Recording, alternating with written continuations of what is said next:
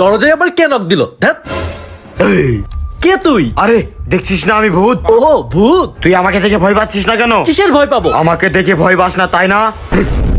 আমি কিন্তু তোর ঘাড় মটকে দেবো। আরে যা যা। আমি 5 বছর ধরে ভূত হয়েছি আর তুই কিনা আমাকে ভয় পাচ্ছিস না? আরে ভূত ভাই, আমি 12 বছর ধরে একটা ভূতের সাথে থাকি। আরে বাপরে, কোন দেশের ভূত? আমার ছোট ভাই। কবে মরে ভূত হয়ে গেল? মরে নাই। তাহলে তোমাকে ডেমো দেখাচ্ছি, তুমি গায়েব হয়ে যাও। বিপ্লব, দেখো এবার কি হয়। কি হয়েছে? ডাকছো কেন? আমার অনেক মাথা ব্যথা করতেছে, একটু টিপে দে না। ভাইয়া, আমি তোমার মাথা টিপে দিয়েছি, এখন তুমি আমার হোমওয়ার্ক করে দাও। দেখছো আমার ভাই কি ভূতের থেকে কি হলো? কম? তাড়াতাড়ি যাও।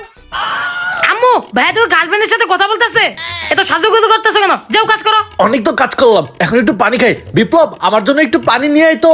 তোমারও তো হাত আছে, নিজে গিয়ে পানি খাও। দেখলে ভূতকে? আর আসার সময় আমার জন্য এক গ্লাস নিয়ে এসো। আমি নিয়ে আসলাম, ধরেন। ছোট ভাইয়ের পানি তুমি গিয়ে দিয়ে আসো। না বাবা, আমি তোমার ছোট ভাইকে দেখে ভয় পাই, আমি পারবো না।